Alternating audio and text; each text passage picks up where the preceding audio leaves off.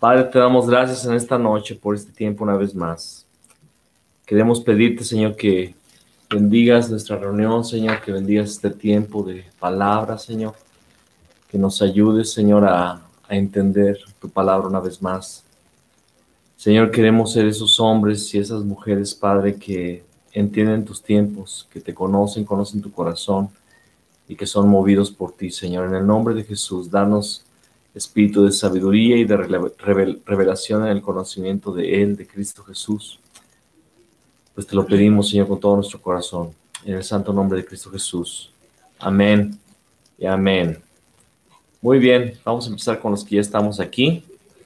Les voy a invitar a abrir su Biblia en Génesis capítulo 5 y vamos a leer Génesis 5 y también 6. El tema del día de hoy es el hombre de reposo. El hombre de reposo. Y vamos a estar hablando acerca de la historia de Noé, un poco de la historia de Noé. Y también vamos a ver un poco de la genealogía bíblica. Acompáñame a Génesis capítulo 5, versículo 6. Yo voy a estar leyendo. Espero que, aunque solamente me esté escuchando ahí en casa, también me esté acompañando con su Biblia. Es importante que usted tenga su Biblia y también si puede tener una libreta y una hoja para apuntar algunas cosas que el Señor le esté hablando fuertemente en su corazón, hágalo. Vaya por un cuaderno. Hola, Tere, Dios te bendiga. Vaya por un cuaderno, una pluma y tenga su Biblia a la mano. Acompáñeme con su Biblia en la lectura. No se quede nada más escuchando porque realmente aprovechamos más cuando estamos siguiendo la lectura con nuestra vista. Dice Génesis capítulo 5. Ese es el libro de las generaciones de Adán, el día en que creó Dios al hombre. A semejanza de Dios lo hizo, varón y hembra los creó y los bendijo y llamó el nombre de ellos Adán, el día en que fueron creados. Y vivió Adán 130 años y engendró un hijo a su semejanza, conforme a su imagen, y llamó su nombre Set. Quiero repetir el versículo 3. Y vivió Adán 130 años y engendró un hijo a su semejanza, conforme a su imagen, y llamó su nombre Set. Y fueron los días de Adán después que engendró a Set 800 años y engendró hijos e hijas. Y fueron todos los días que vivió Adán 930 años y murió. Vivió Set 105 años y engendró a Enos. Y vivió Set después que engendró a Enos 807 años y engendró hijos e hijas. Y fueron todos los días de Set 912 años y murió. Vivió Enos 90 años y engendró a Cainán. Y vivió Enos después que engendró a Cainán 815 años y engendró hijos e hijas. Si se está dando cuenta, la gente aquí vivía cientos de años, ¿verdad? Más de 800. Y fueron todos los días de Enos 905 años y murió. Vivió Cainán 70 años y engendró a Mahalaleel. Y vivió Cainán después que engendró a Mahalaleel 840 años y engendró hijos e hijas. Y fueron todos los días de Cainán 910 años y murió. Vivió Mahalaleel 65 años y engendró a Jared. Y vivió Mahalaleel después que engendró a Jared 830 años y engendró hijos e hijas. Al final le voy a preguntar a todos cuánto vivió cada uno, tienen que memorizar. Sí. No se crean. Y fueron todos los días de Mahalaleel 895 años y murió. Vivió Jared 162 años y engendró a Enoc. Y vivió Jared después que engendró a Enoc 800 años y engendró hijos e hijas. Y fueron todos los días de Jared 962 años y murió. Vivió Enoc 65 años y engendró a Matusalén. Y caminó Enoc con Dios después que engendró a Matusalén 300 años y engendró hijos e hijas. Y fueron todos los días de Enoc 365 años. Caminó pues Enoc con Dios y desapareció, ¿verdad? Versículo 24. Caminó pues Enoc con Dios y ¿qué pasó con Enoc? Desapareció. ¿Por qué? Porque le llevó Dios. Vivió Matusalén 187 años y engendró a Lamec. Y vivió Matusalén después que engendró a Lamec 782 años y engendró hijos e hijas. Fueron pues todos los días de Matusalén 969 años y murió. En realidad, Matusalén es el hombre más viejo, ¿verdad? De más edad de toda la historia del hombre. 969 años y murió. Casi llegó a los 970 años. Vivió Lamec 182 años y engendró un hijo, y llamó su nombre Noé, diciendo: Este nos aliviará de nuestras obras y del trabajo de nuestras manos, a causa de la tierra que Jehová maldijo. Y vivió Lamec, después que engendró a Noé, 595 años, y engendró hijos e hijas. Y fueron todos los días de Lamec 777 años, y murió. Y siendo Noé de 500 años, engendró a Sem, a Cam y a Jafet. Muy bien.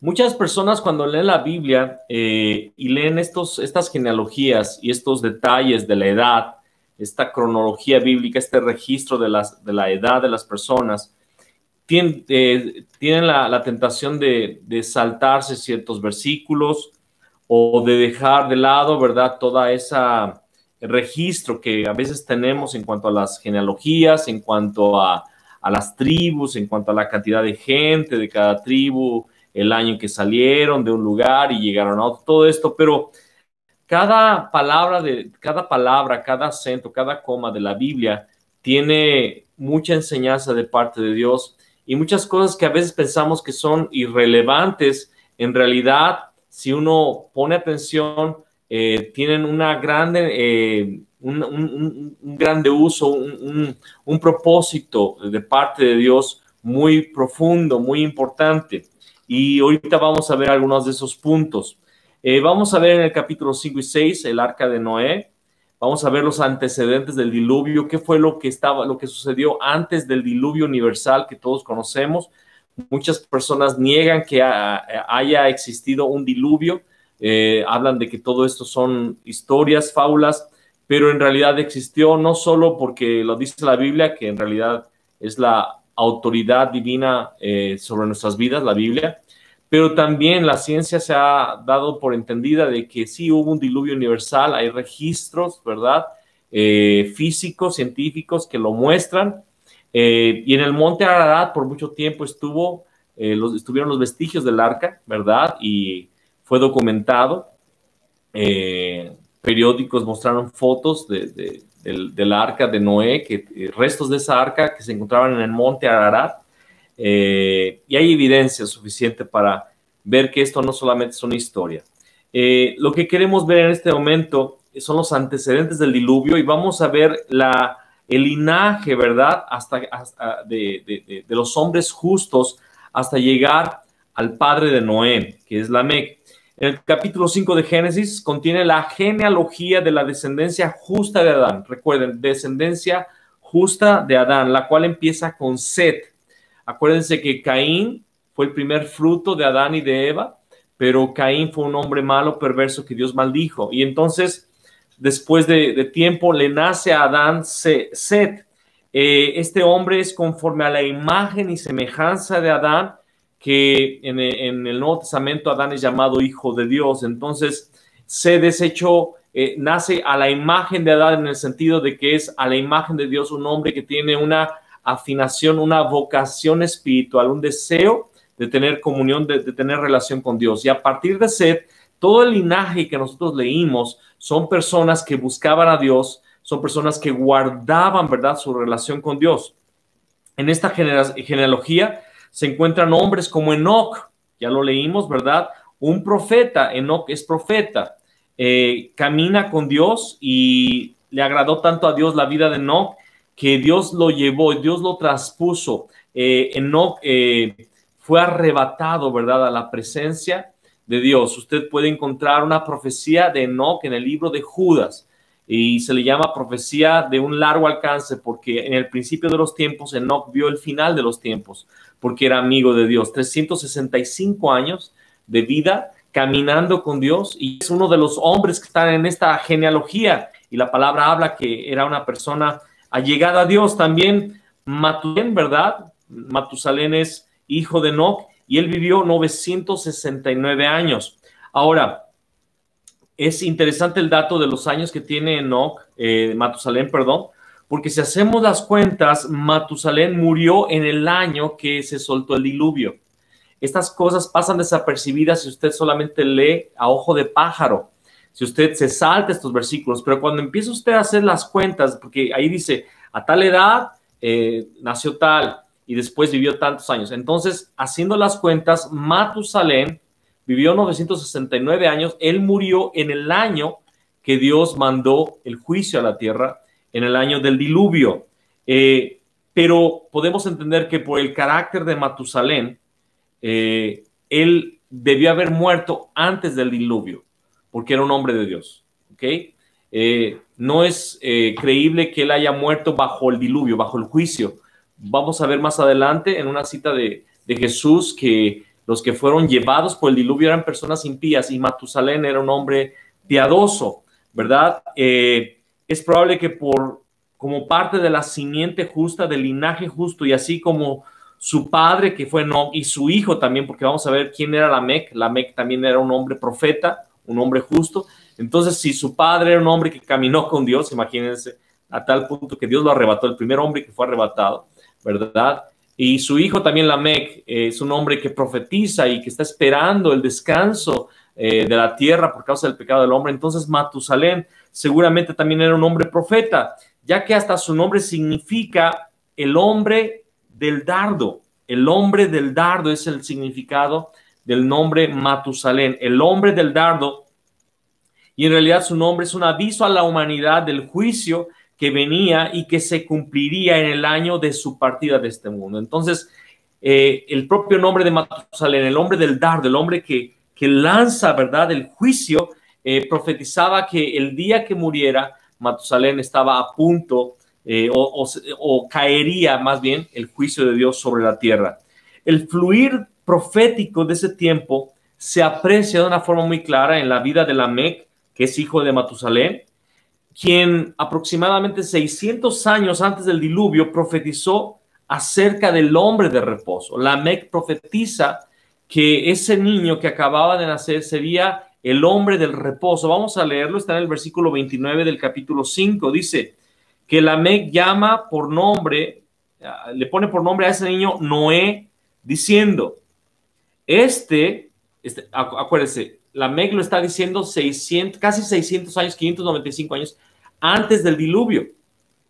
Entonces Lamec está lanzando una palabra profética sobre Noé. Nos aliviará de nuestras obras y del trabajo de nuestras manos a causa de la tierra que Jehová maldijo. ¿Cómo es que Lamec sabía esto? Porque él venía de un linaje justo y él era hijo de un hombre allegado a Dios, Enoc.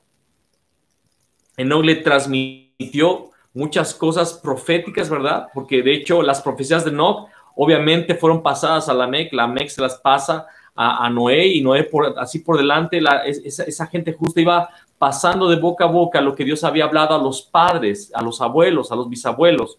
Y Lamec profetiza, nos dará descanso. Por eso le pone Noé, que significa descanso, significa reposo. Y vivió Lamec después que engendró a Noé 595 años. Lamec murió 5 años antes del diluvio. ¿Ok? Y murió a la edad de 777 años. Lo pueden ver ahí en el versículo 31. Murió a la edad de 777 años. Y esto es algo significativo, porque todo en la palabra tiene un significado muy importante. Recordemos que la longevidad de los hombres de esa época era de más de 800 años. Más de 800. ¿Por qué Lamec, si era un hombre justo, muere a los 777 y precisamente 5 años antes del diluvio? Si recordamos que el número 7 está relacionado con el tiempo del fin, está relacionado con la palabra pacto, ¿verdad? Parecen un detalle interesante que el Señor se lo llevó a esta edad, 5 años antes del diluvio, como para llamar nuestra atención del tiempo que el hijo de Lamec, Noé, estaba anunciando, el fin de la edad de la iglesia. Lamec estaba anunciando el fin de su dispensación, el fin de su generación, estaba anunciando el juicio de Dios que estaba próximo a llegar. y que Noé sería el que traería el reposo y Noé entraría a un nuevo tiempo, ¿verdad? Y en realidad Lamec estaba anunciando el fin de la edad de la iglesia porque, como dice Eclesiastés, no hay nada nuevo debajo del sol, todo lo que es ya fue. Y el tiempo del fin va a ser una repetición de lo que pasó en el pasado. Lo que vamos a ver en la historia de Noé y en la historia del diluvio son los principios que se van a repetir en el tiempo del fin antes de la venida del Señor Jesús, que es inminente, de hecho, ya. Vamos a ver acerca de los hijos de Noé. En el versículo 32 dice, y siendo Noé de 500 años, engendró a Sem, a Cam, ¿y a quién? Sem, Cam y Jafet. Fíjense en el orden. Sem, bueno, la cámara está al revés. Sem, Cam y Jafet. Entonces pudiéramos pensar que Sem es el mayor, ¿verdad? Que Cam es el segundo y que Jafet es el tercero. Pero vamos a ver con la palabra, con esos detalles que a veces perdemos de vista, esto importante. Aunque este no fue el orden de su nacimiento, la Biblia dice que Cam fue el más joven. Cam fue el más joven. Usted lo puede ver en Génesis 9:24. Vamos a verlo, Génesis 9:24.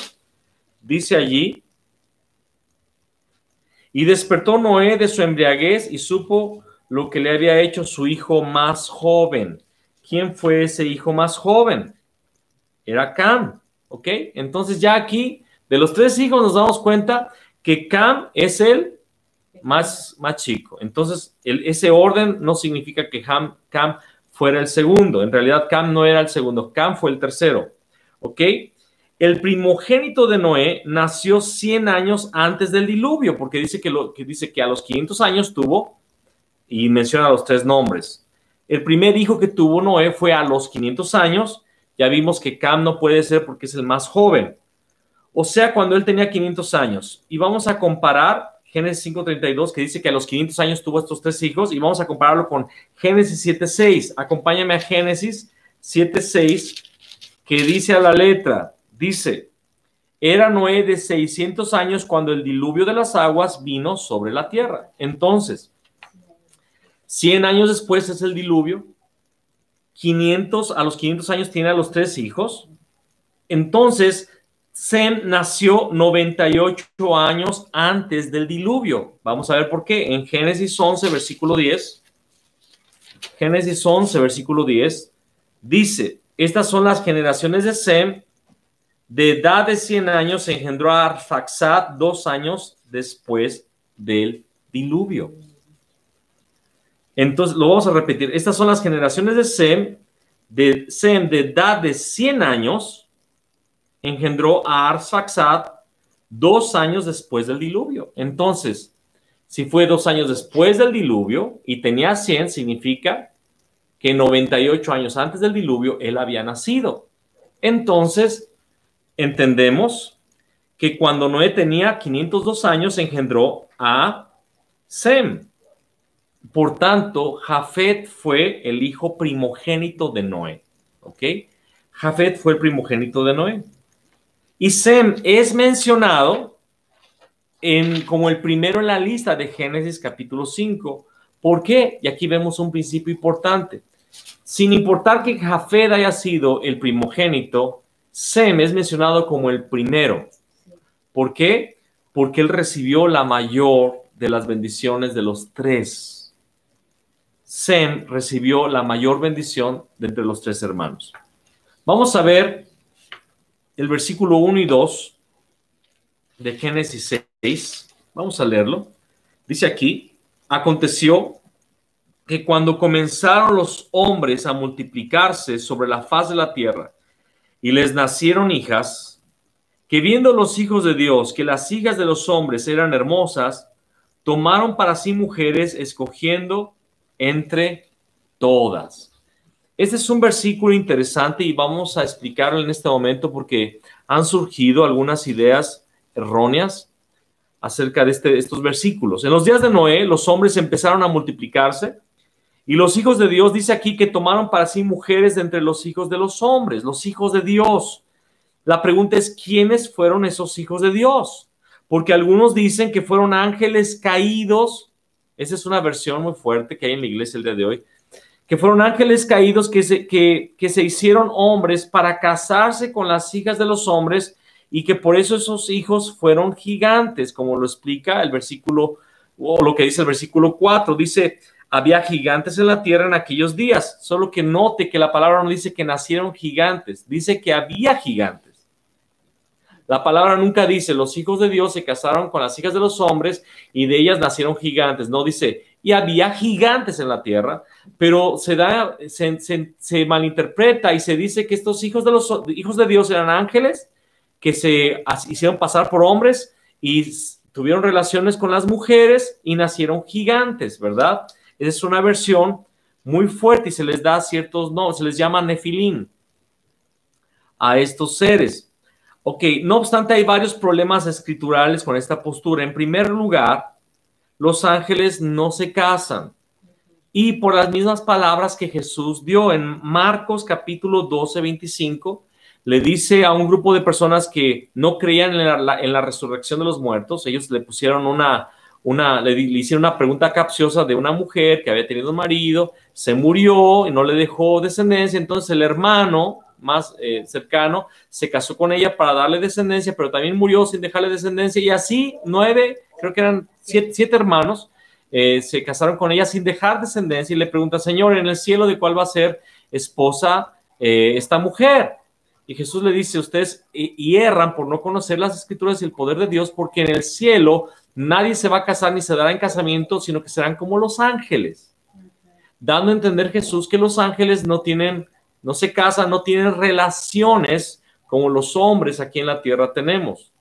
Entonces Jesús dice que los ángeles no se casan. Además, en Génesis 1:11 dice que los seres vivos dan a luz según su género. Una semilla de un árbol va a dar un árbol, ¿verdad? Un chimpancé va a tener un chimpancé, un hombre va a tener un hombre. Un ángel, para empezar, no se casa, no tienen relaciones como los hombres y no es de la misma clase que el hombre. El Señor nunca ha llamado, los ángeles hubieran engendrado ángeles si fuera el caso, pero para empezar ni tienen relaciones y segundo, no fue así. Ahora, otra cosa, el Señor en Hebreos 1, 5 y 6 dice, ¿a cuál de los ángeles llamó Dios jamás hijo? Y esta escritura es contundente. Dios nunca ha llamado a alguno de los ángeles su hijo, solamente a Cristo Jesús, ¿verdad? Que no es un ángel como piensan los testigos de Jehová. Jesús es Dios, es hijo de Dios, ¿verdad? Entonces, si esos hijos de Dios no son ángeles, solo nos queda la opción que corresponde al contexto de ese pasaje de la escritura. ¿Cuál es el contexto? En Génesis capítulo 5, ya lo leímos, hallamos a Set, que dice que es hijo de Adán, conforme a la semejanza del Hijo de Dios. También se enumeran allí los hijos de Set. Leímos el linaje de Set, que son hombres piadosos. Uno de ellos hasta es arrebatado. El siguiente tiene un nombre profético y engendra a Lamec, que tiene una palabra profética para Noé, y Noé es un hombre que haya gracia delante de Dios. Entonces, según este contexto, los hijos de Dios de Génesis 6 son personas que descienden del linaje justo. A esos Dios les llama cuando los hijos de Dios vieron que las hijas de los hombres eran hermosas. Está hablando de un linaje justo que buscaba a Dios y que oía a Dios y que se preservaba, se reservaba de pecar. A esos Dios les llama los hijos de Dios. Amén.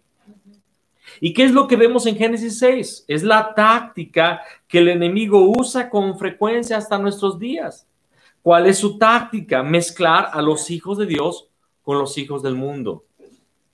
Ustedes van a ver en la escritura que Dios le dijo a Moisés que le ordenara al pueblo de Israel que nunca iban a dar a sus hijas y a sus hijos en casamiento con los hombres y mujeres de los pueblos paganos. ¿Por qué? Y lo explica el Señor a través de Moisés. Porque las mujeres de otros pueblos, los hombres de otros pueblos van a hacer que Israel se vaya a adorar a los dioses que eran demonios. La táctica de Satanás siempre ha sido mezclar al pueblo de Dios con su propio pueblo. Fue lo que sucedió en Génesis 34, cuando los heveos, después lea esa historia en Génesis 34, los heveos trataron de emparentar con los hijos de Jacob. Les dijeron, seamos un solo pueblo. Balaam también quiso mezclar a los moabitas con los hijos de Israel en Números 25, en Baal Peor, ¿se acuerdan? Como Balaam no pudo maldecir a Israel, ¿verdad? Aconsejó a los filisteos, ¿verdad? A los pueblos paganos, ¿verdad? Les aconsejó a los moabitas, en este caso a Moab, que mandaran a sus mujeres a invitarlos a las fiestas paganas a sus dioses y tuvieron relaciones sexuales. Y en esa ocasión, Dios se encendió la ira de Dios y hubo una mortandad, si mal no recuerdo, de 17,000 personas del pueblo de Israel murieron por haberse acostado con esas mujeres y por haber adorado a Baal. Entonces, la táctica de Satanás siempre ha sido mezclar el linaje justo con su propio pueblo, porque la mezcla va a producir que nosotros nos apartemos de Dios. El enemigo sabe que si logra mezclar la simiente santa con la del mundo, el Señor no tendrá una descendencia santa. Por eso también más tarde en Corintios, ¿verdad? Pablo dice, no os unáis en yugo desigual con los incrédulos.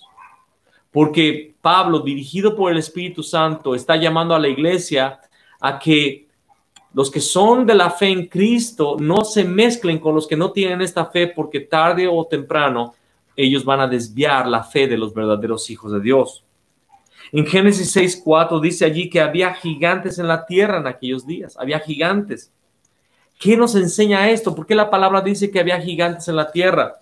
Si como hijos de Dios tenemos comunión y compañerismo con el mundo, pronto descubriremos que hay gigantes en nuestra tierra. ¿Qué significa esto? Es decir, deseos incontrolables y una influencia de espíritus más fuerte que nosotros. Yo tengo que ser honesto para decirles lo siguiente. Yo puedo declarar en este momento y recordar que cuando hubo periodos en mi vida donde yo no tenía victoria sobre algún pecado fuerte en mi vida, puedo reconocer que era porque había una mezcla en mi corazón con el mundo. Mira, tú y yo podemos ser salvos por la fe en Cristo y podemos haberle dado nuestra vida al Señor, y el Señor pudo habernos dado el milagro de la conversión, de la nueva criatura en Cristo Jesús. Pero si no tenemos cuidado en el camino de no permitir que el mundo se mezcle con nosotros, corremos un grave riesgo y estamos en peligro, porque la mezcla va a hacer que haya gigantes. Y yo puedo recordar, ¿verdad?, en momentos de mi vida donde había pecados que yo no podía vencer, eran gigantes en mi vida. Era algo casi imposible vencer aquel pecado. Y yo no entendía por qué, porque yo no puedo vencer este pecado. Y es que nacen gigantes cuando nos mezclamos con el mundo. Por eso el pueblo de Dios tiene que separarse. Hoy estaba leyendo en la palabra ahí en Jeremías, donde Dios le llama al pueblo, a su pueblo, que huyan de Babilonia, que dejen ese pueblo que está cayendo bajo el juicio de Dios. Nosotros también debemos evitar las mezclas. Miren, hablando de la mezcla, vamos a continuar hablando de esta mezcla. Vamos a hablar de la mezcla de los hombres y la mezcla de las aguas que aparece aquí en Génesis capítulo 6. En el segundo día de la creación, lo vimos al principio de este curso, ¿qué fue lo que Dios hizo? ¿Qué fue lo que separó las aguas de arriba de la expansión de las aguas que estaban debajo de la expansión, ¿verdad? Él hizo una separación. Las aguas estaban todas juntas y las separó poniendo unas por arriba de la expansión y otras por debajo de la expansión. La expansión se le llamaba cielos, ¿verdad? Esto es una figura de la separación entre la doctrina falsa y la verdadera, ¿verdad? Lo vimos. El Señor empieza, primero separa la luz de las tinieblas, Él trae luz a nuestra vida, nueva vida, ¿verdad? La salvación.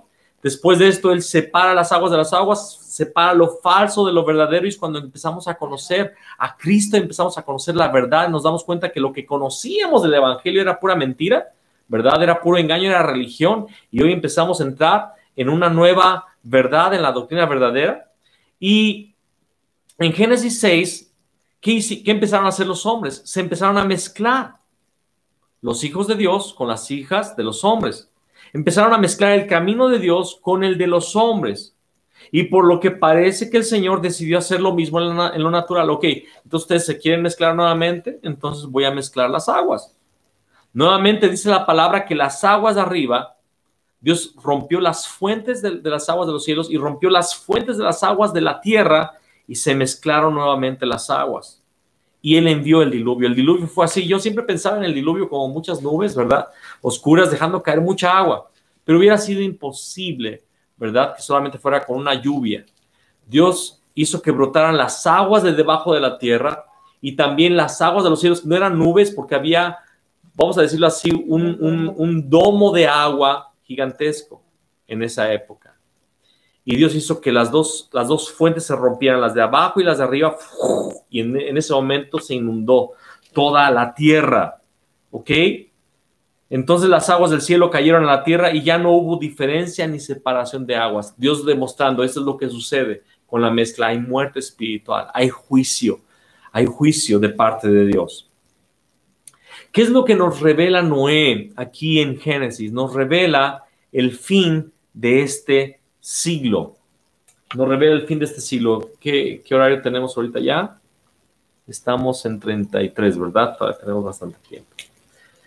Noé nos revela el fin del siglo y muchas veces se ha enseñado del arca de Noé solamente a los niños. De hecho, hay canciones del arca de Noé y en las iglesias siempre hay en el Día del Niño visten a todos los niños de animalitos, ¿verdad? Y ahí está el pastor sosteniendo el arca con otro hermano ahí atrás del escenario. Están todos los niños con los animalitos porque es una historia que a los niños les encanta y parece nada más una fábula, una historia, pero en realidad no es así. El diluvio aconteció, hubo mortandad mundial, ¿verdad? Solamente se salvaron Noé, su esposa, sus 3 hijos y sus mujeres, ¿verdad? 8 personas. Y revela lo que va a suceder en el fin del tiempo, y yo creo que somos la generación que va a ver esto.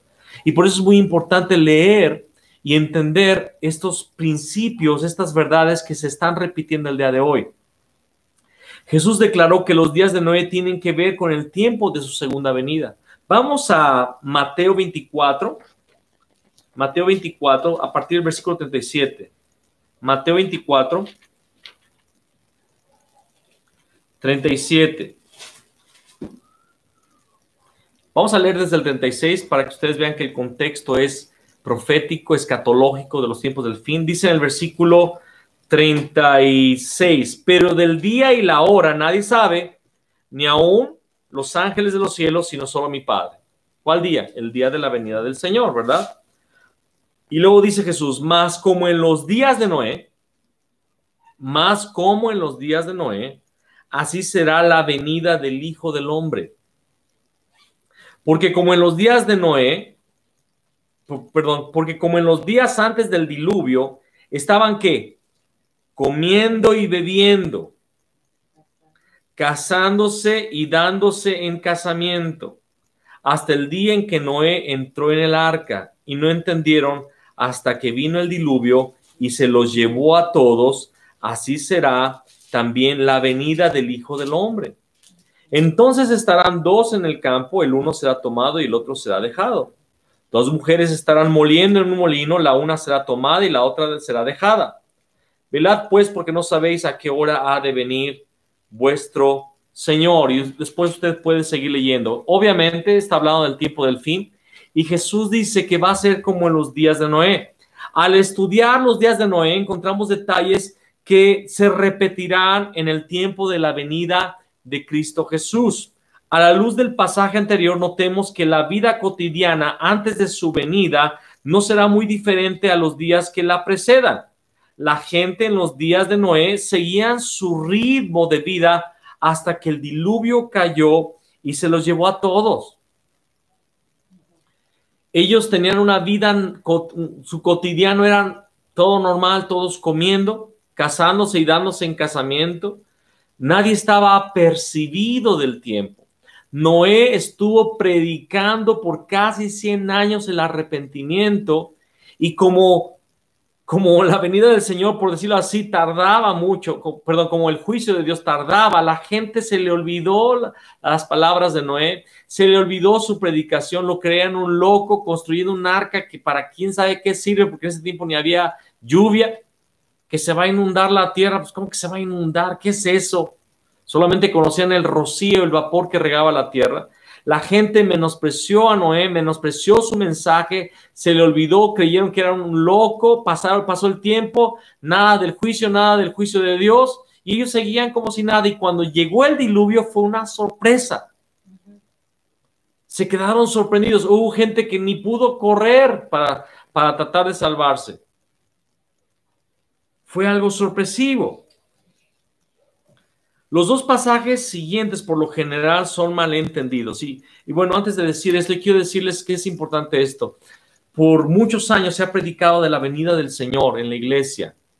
Recuerdo yo que hubo un frenesí de hablar de la venida del Señor cuando yo era niño, en el mundo entero, en la iglesia del mundo, cuando yo estaba joven. Estoy hablando de cuando yo tenía desde los 5 años de edad, más o menos, estoy hablando de hace más de 40 años, hubo un frenesí, hubo una oleada de mensajes que el Señor Jesús venía pronto, porque estaban sucediendo cosas mundialmente que realmente despertaron a la iglesia a entender que las profecías de Mateo 24 se estaban cumpliendo. Pero ¿qué ha pasado desde entonces? La iglesia, en ese tiempo se grabaron muchas películas acerca del rapto y todo esto. De hecho, muchas de las películas que todavía existen hoy, muy famosas, fueron grabadas en aquella época. Pero la iglesia empezó a dormitar porque parece ser que el Señor no ha venido todavía después de 40 años. Y la iglesia empezó, en aquella época muchos jóvenes decidieron dejar sus trabajos para meterse a estudiar en los institutos bíblicos, en los seminarios. Querían servir al Señor, querían dar su vida por Cristo porque Él ya venía. Y hubo una generación que escuchó que Jesús ya venía, que dejó todo atrás para servir al Señor, pero han pasado más de 40 años y el Señor no ha venido, y muchos empezaron a dejar de creer en la venida. Y muchos dicen que creen en la venida, pero creen en una venida de una forma solamente como una leyenda, porque no viven como si ya fuera a suceder. Y la gente empezó a decepcionarse y a decir, bueno, el Señor no ha venido ni vendrá por lo que veo, y yo estoy perdiendo mi tiempo en las cosas de Dios, y soy un pobretón, debo de buscar tener dinero, debo de buscar estudiar, debo de buscar prepararme, porque quiero tener una familia, quiero tener hijos y nietos y ser solvente, y la iglesia empezó a buscar las cosas de este mundo y empezó a ver esa mezcla. Pero dice la palabra que hasta que el diluvio vino y se los llevó a todos. Solamente 8 se salvaron. Hay un malentendido también en los siguientes versículos de Mateo 24 que leímos, donde dice, entonces estarán 2 en el campo. Porque cuando Jesús habla de los días de Noé, los días del fin van a ser como los días de Noé, después dice que van a estar 2 en el campo, el uno será tomado y el otro, ¿cómo dice? Dejado. Y luego dice, 2 mujeres estarán moliendo en un molino, la una será tomada y la otra dejada. Y se interpreta que está hablando aquí del rapto, que unos serán tomados, serán raptados, de repente alguien va a estar en el molino y va a desaparecer porque Dios se lo llevó, ¿verdad? Otro va a estar en el campo, ¿verdad? Uno va a estar en el campo, dos van a estar en el campo y uno va a ser arrebatado y otro se va a quedar. Pero el lenguaje está mal usado, porque dice aquí, si Cristo dijo que el diluvio se los llevó a todos. ¿Quiénes son todos?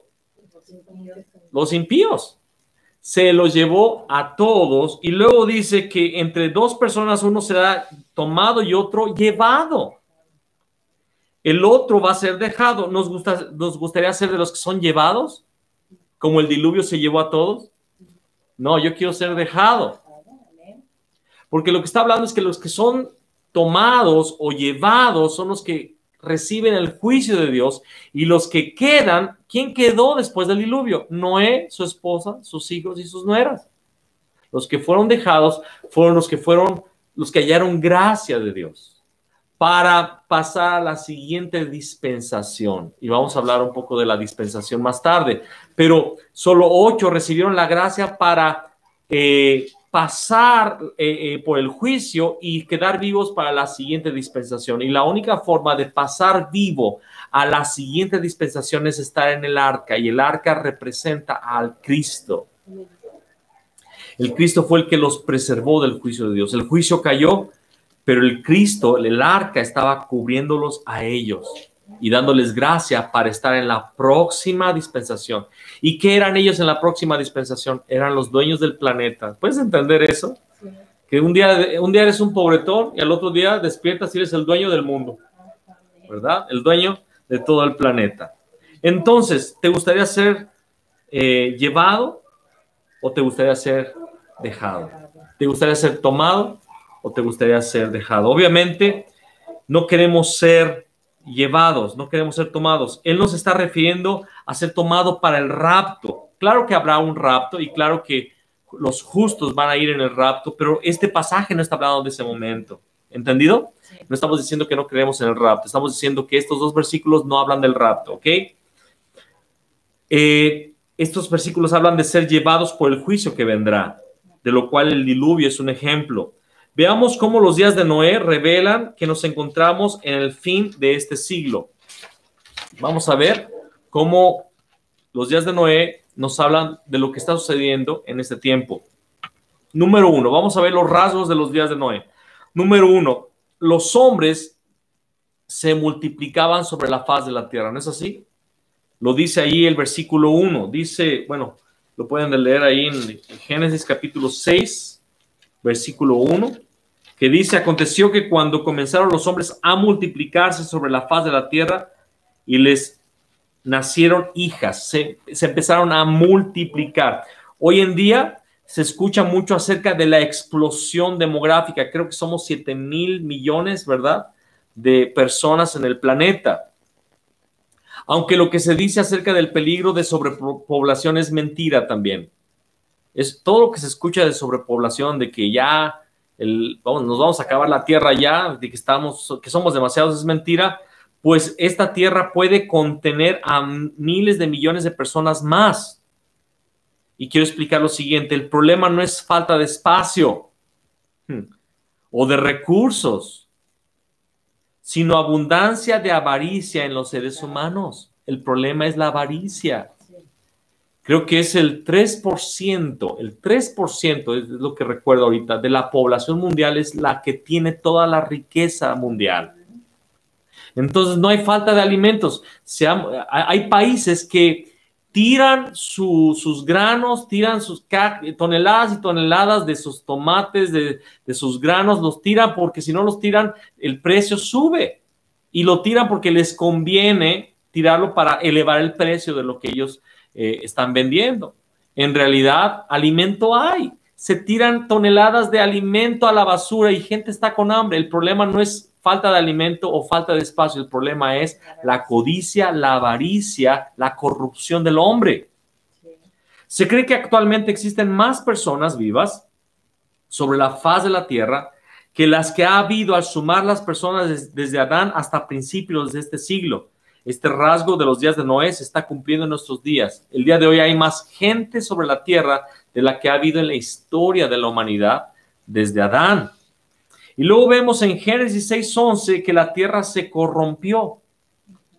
Dice ahí que la gente llegó a perder totalmente sus valores morales. Dice que todo designio de los pensamientos del corazón de ellos era de continuo solamente que el mal. El hombre solamente pensaba en hacer daño, en robar, en aprovecharse de los demás, en enriquecerse, en explotar a los demás. En nuestro tiempo vemos esta corrupción en gobiernos. Sabe que personas pueden matar a alguien si les das 2,000, 3,000 pesos. A ese grado está la conciencia tan ennegrecida, la conciencia tan deturpada, ¿verdad? La conciencia se ha perdido. La tierra estaba llena de violencia, también dice ahí en Génesis, con esta crisis sanitaria en el mundo entero es un cambio de edad, es un cambio de dispensación, mis amados. El Señor estableció un nuevo pacto con Noé después del diluvio. Lo vemos en Génesis 6:18 y Génesis 9:11. Dios establece un nuevo pacto con él. Nosotros estamos por entrar a la edad del reino y Noé revela la clase de personas que pasarán a esta edad. ¿Quiénes van a pasar a la edad del reino? ¿Quiénes van a poder sobrepasar el juicio que viene de Dios? Vamos a leerlo ahí en Génesis 6:8. Es la característica de los que van a poder pasar a la siguiente dispensación. Dice, pero Noé halló gracia ante los ojos de Dios. Amén. Para poder pasar a la siguiente dispensación necesitamos hallar gracia delante de Dios. También el versículo 9 dice, estas son las generaciones de Noé, varón justo, era perfecto en sus generaciones, con Dios gracia a los humildes. Los humildes. ¿Quién haya gracia? Los humildes. Los humildes. ¿Quiénes son perfectos?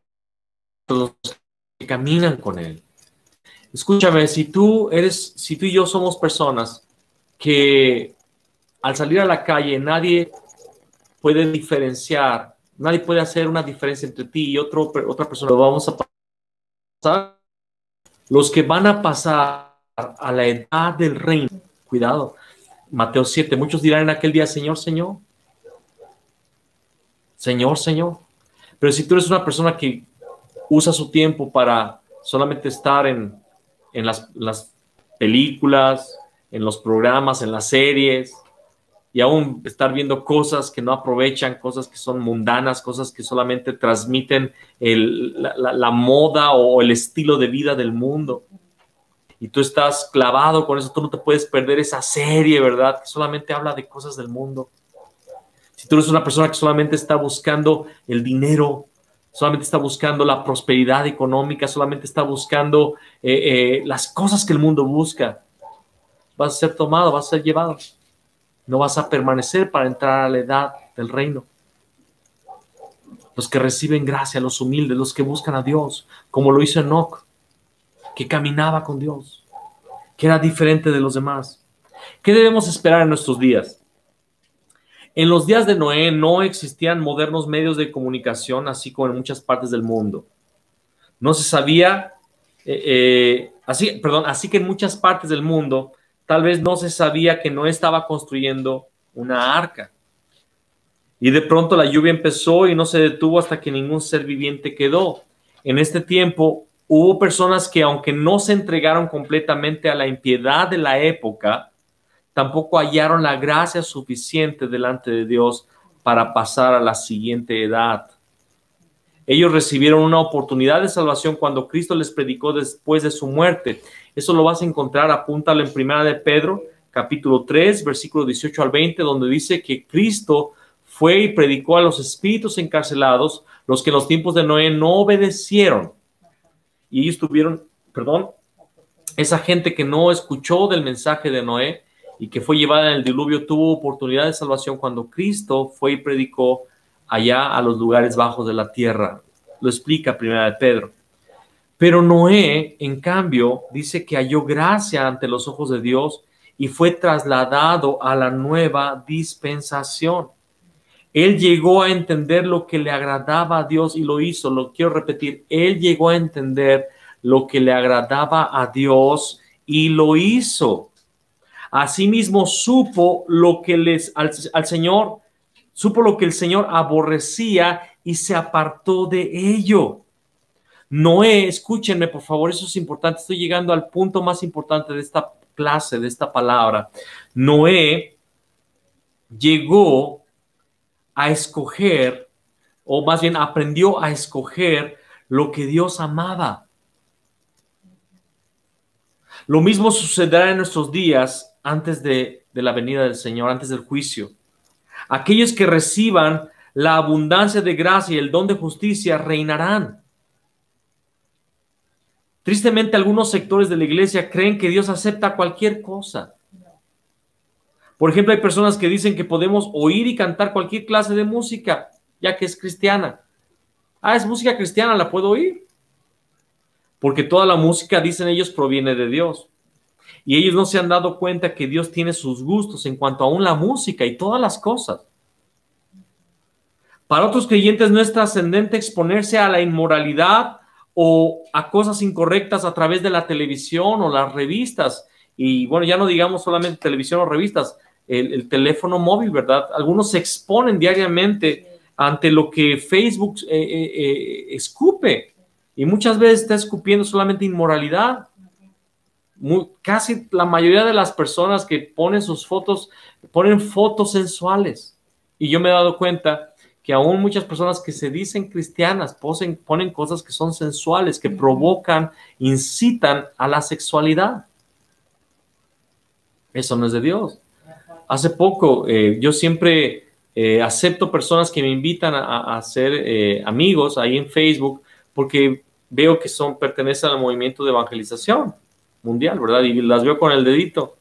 Y para mi sorpresa, un día le mostré a mi esposa, mira nada más, la muchacha con el dedito así en la portada, y después ve sus fotos y todas ellas parece que está buscando cita. Y está con el dedito. Mezcla. Y las personas que se mezclen no van a hallar gracia. Entonces, si tú te expones a la inmoralidad a través de la televisión, a través de las revistas, a través de las películas, a través de las relaciones que tienes, las fiestas, las reuniones a las que vas, lo que ves en Facebook, en Instagram, en YouTube o lo que sea, ¿verdad? En realidad, eso no es muy importante si no queremos pasar a la próxima dispensación. Si tú no quieres pasar a la próxima dispensación, sigue viendo lo que tú quieras ver. Si no andamos con cuidado ni recibimos amor por lo que Dios es y lo que Él ama, tampoco recibiremos la gracia necesaria para pasar a la próxima edad. Y quiero explicarte algo muy importante para la iglesia de hoy, sobre todo para los jóvenes cristianos. Hay muchos jóvenes que dicen, es que no está mal esto y aquello. Yo puedo ver, no hay problema, esto yo no siento que esté mal delante de Dios. La Biblia no dice, no verás series de Netflix. O la Biblia no dice, no fumarás, ¿verdad? O el tatuaje. Y otras cosas que no voy a hacer una lista de cosas, pero quiero explicarte algo. En los días de Noé dice que la maldad se multiplicó, ¿no es así? Sí. Y que el pensamiento de continuo era de hacer ¿qué? El mal. Te quiero preguntar, ¿cómo se sabe cuál era el mal si en ese tiempo no había ley? Moisés no había nacido. La ley no había sido dada. Dios no había dado las tablas de la ley donde Dios había dicho, no tendrás dioses ajenos delante de mí, no codiciarás la mujer de tu prójimo, y así por delante esos 10 mandamientos o 10 promesas, 10 palabras y las 300 y tantas leyes después que encontramos en los libros de Moisés. ¿Cómo es que la palabra dice que en aquel tiempo la maldad se multiplicó y los hombres pensaban de continuo hacer el mal? En Romanos vemos una palabra donde dice que Dios ha puesto una conciencia que nos dicta aún lo que está bien y está mal, y seremos juzgados por esa conciencia. Hemos visto en otros temas que los científicos o antropólogos han descubierto que aún en civilizaciones que no tienen leyes, aún las personas que cometen canibalismo se esconden por vergüenza. Y eso que no tienen una ley. Pero hay una ley que se llama conciencia. Ahora, Pablo después nos dice en Corintios que el Señor ha dado una ley en nuestros corazones. Escrita no en tablas de piedra, sino en el corazón. Y es la ley del Espíritu, de la cual habla Gálatas capítulo 5, la ley del Espíritu. ¿Qué significa esto? Que el día de hoy, los que hemos sido salvos por la fe en Cristo Jesús, ya no nos movemos por reglas, sino por la voz del Espíritu que nos habla a nuestro corazón.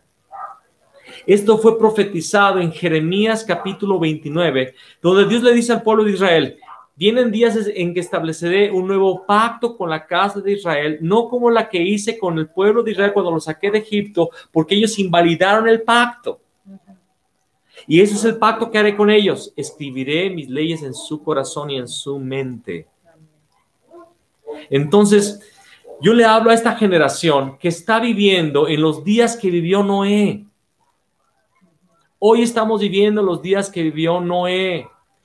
Y el corazón y la conciencia de la humanidad se ha cauterizado al grado que se están aprobando leyes que van en contra de los principios naturales más básicos, como lo es el matrimonio entre un hombre y una mujer. Y hoy se ve como natural y normal la relación entre personas del mismo sexo. Se ha cauterizado la conciencia. El pensamiento, el designio del corazón del hombre es de continuo hacer el mal otra vez el día de hoy. Y así como en los días de Noé vino un diluvio, así el día de hoy está llegando un juicio. Y COVID solamente es la antesala de un juicio de Dios que está viniendo. ¿Quiénes van a pasar a la próxima dispensación? Los que hay en gracia. ¿Quiénes hayan gracia? Los que sean como Noé. ¿Quién fue Noé? Un hombre que caminó con Dios y se dio cuenta lo que a Dios le agradaba. Cristo, y sobre todo los jóvenes que quieren discutir que pueden o no pueden hacer ciertas cosas, porque va a llegar un día en el cual el Espíritu Santo, Dios te va a juzgar, porque tú no escuchaste la voz del Espíritu que te decía, eso no está bien. Y muchos dicen, es que ¿dónde está la Biblia que yo no puedo hacer esto? Que no tiene que estar en la Biblia. La Biblia es un registro de cómo los hombres llegaron a escuchar a Dios. En el tiempo de Moisés, Dios dijo, hagan estas cosas y van a vivir. Pero en el día de hoy, Dios ha dicho, escuchen la voz de mi espíritu y van a vivir.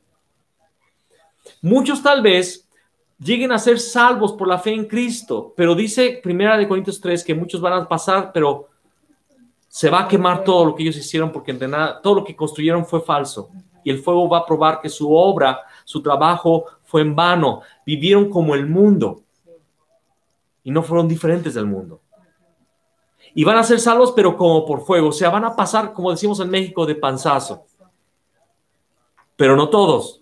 Muchos van a quedarse afuera diciendo, Señor, Señor, pensando que eran salvos. Otro grupito con vergüenza de haber escondido el talento en tierra. Pero habrá algunos, pocos, que no es que sean mejores que los demás porque sean superiores, simplemente escucharon, se dieron cuenta de lo que a Dios le agradaba y lo que le desagradaba y decidieron, yo no voy a contaminarme, porque a Dios no le agrada eso. Y yo sé, y le hablo a los jóvenes específicamente, y también a los viejos, porque ya los viejos también están bien metidos en cosas que son del mundo. Me he dado cuenta que hay muchos viejos que están viciados también en el Facebook y en otras cosas. Y no estoy hablando solamente del Facebook, estoy hablando de todo lo que el Espíritu Santo nos está diciendo que es pecado. Jóvenes, desarrollemos una amistad con el Espíritu Santo. Escuchemos y aprendamos qué es lo que a Dios le agrada y lo que le desagrada. Recuerdo una ocasión, un amigo mío, que continúa siendo mi amigo, un pastor brasileño, que nos platicaba mucho que cuando él comenzó a enamorarse de Dios cuando era joven, estaba saliendo de la adolescencia, comenzando a ser joven, y conoció a Cristo y se enamoró del Señor, y iba a la iglesia y le gustaba llegar temprano para barrer, trapear la iglesia como voluntario simplemente, estaba antes de la reunión, iba con su Biblia, con su papel listo para anotar las predicaciones y llegando a casa estudiaba la palabra y buscaba a Dios en oración y todos los días oraba. Y un día en la madrugada, en el tiempo que es el invierno allá en Brasil, en esta parte de Brasil donde vivía esta persona, o vive todavía, el invierno allá es frío, como en Estados Unidos. Y hasta llega a haber nieve en el pasto y todo esto. La ropa se llega a congelar si la dejas afuera a la intemperie. Y un día el Señor le dijo, ¿serías capaz de hacer un sacrificio de alabanza para mí? Dijo, sí, Señor. ¿Qué quieres que haga? Quiero que te vayas a orar debajo del árbol de limón. En la madrugada, en medio del frío. ¿Serías capaz de hacer eso para mí? Y que él sintió eso muy fuerte, que el Espíritu Santo se lo estaba pidiendo y dice, sí, Señor, y dice que agarró las cobijas, se fue debajo del árbol de limón en el frío a orar y pasar un tiempo en la presencia de Dios en medio del frío. Y platica él que nunca más el Señor le volvió a pedir algo así, pero simplemente era una manifestación de la presencia de Dios que le quería decir hasta qué punto, le quería enseñar hasta qué punto estás dispuesto a agradarme. En el tiempo de Noé, Noé pudo haber sido como todos los demás, no había ley. Podía haber sido como todos los otros hombres, haber tenido muchas mujeres y vivir una vida licenciosa, llena de lascivia, de lujuria, de adulterio, que al cabo no existía el adulterio en esa época. Pero él se dio cuenta de lo que a Dios le agradaba porque su padre Lamec, su abuelo Matusalén, su bisabuelo Enoc eran hombres que buscaban caminar con Dios. Y en ese caminar con Dios aprendieron lo que a Dios le agradaba. Y por eso dice la palabra que Noé halló gracia ante los ojos de Dios. Y solo Noé y su familia entraron en Cristo. Pasaron a través del juicio, siendo librados por Cristo, que es el arca, y llegaron a reinar en la nueva dispensación. Amén. Yo quiero ser parte de esa generación que reina. Yo quiero ser parte de esa generación de los que hayan gracia. A muchos de ustedes Dios los está llamando a orar y no están correspondiendo. Dios los está llamando a orar en la madrugada. Dios los está llamando a leer la palabra diariamente y no están correspondiendo. Piensan, sí, Dios me está llamando a leer la palabra y voy a leer, pero déjame echarle un vistazo primero a las redes y de repente cuando menos te diste cuenta ya hasta la batería se te acabó porque se pasó 40 minutos. Y se te olvidó leer la palabra, ya tienes que tomar el baño, ya tienes que salir y dejaste de hacer lo que a Dios le agradaba. Muchos de ustedes Dios les ha llamado a estar en estas reuniones, escuchando la palabra y prefieren hacer otra cosa. A muchos Dios les está llamando a levantarse en la mañana, estar en los turnos de adoración y buscar la presencia de Dios, pero dicen, no, es que no se escucha bien el turno, lo veo nada más en mi celular, se escucha bien raro y como que no es lo mismo y mejor después voy a orar y ese después nunca llega.